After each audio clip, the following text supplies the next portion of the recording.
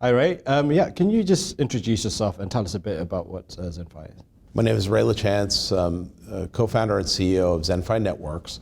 We're a New York, New Jersey-based communications infrastructure provider of fiber optic network, distributed co-location, and wireless siting solutions, primarily focused on enabling mobile operators to densify their networks as they evolve towards 5G.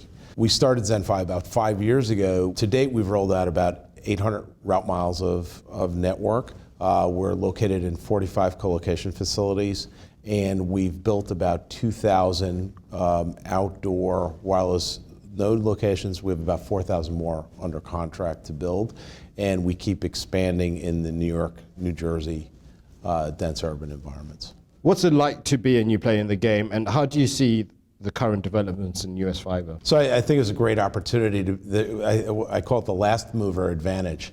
We got to look at how things have been done. We have the opportunity to look at the new problem. When you look at the legacy fiber networks that have been built in the region, they were built to solve an entirely different problem. And that was the problem of enterprise connectivity, data center connectivity. Those are sparse networks with high capacity connections.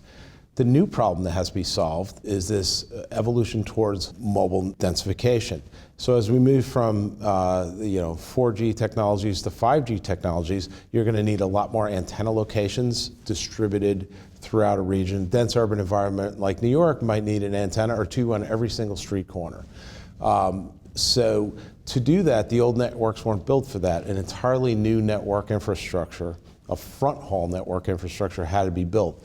So entering the business 5 years ago like we did and really started building our network 4 years ago, we were able to start right at the beginning of that wave, just before that wave started to take off. And we've seen in the city of New York go from hundreds of new small cells being built a year to now thousands. And we started right at the beginning of that wave. So everybody has the problem that their old networks wouldn't work to solve this problem, and we all have to build new ones. We started, luckily right at the right time, and it's been an ever increasing demand in this market. So you obviously foresee demand continue to grow then. Obviously, as we're moving to 5G technology, you expect demand to completely explode. I do, and just as a reference point, again, in the 10-year period or 8-year period when we started putting nodes on, or small cells or DAS nodes on light poles, about 1,600 of those were built from 2007 through about 2015.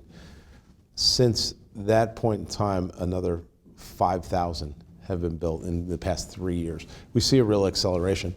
We've heard carriers, one of the big mobile operators, had said that they expect a city like New York to need 40 to 50,000 small cell locations.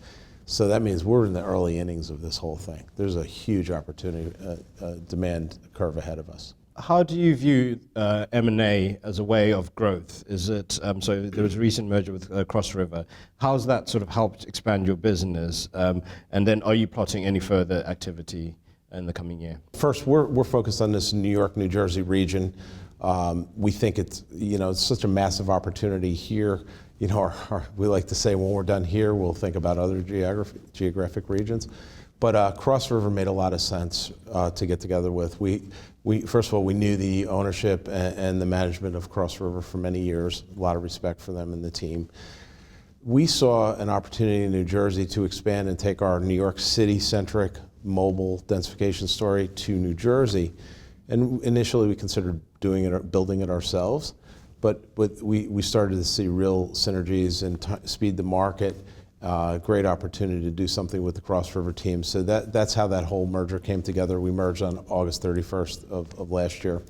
But we saw two opportunities there. One is take our mobile story geographically to Jersey and take their telecom services business, doing carrier wholesale and enterprise telecom services, and overlay that across our pervasive New York network. So, just 6 months into this, we've seen very big growth on our enterprise and wholesale business across the entire footprint now, our 800-mile footprint. and we're doing very well with proving the concept. Our thesis that the mobile opportunities that we see here in New York would also be transportable to Jersey, and we're seeing that happen. And then looking at a wider spectrum, do you expect the industry consolidation to continue? I certainly think so. That look, again, there's going to be, just like we saw in towers and big portfolio aggregators like an American Tower and Crown and SBA, there's the opportunity to aggregate fiber networks. We're going to need antennas everywhere and fiber connectivity with those antennas everywhere.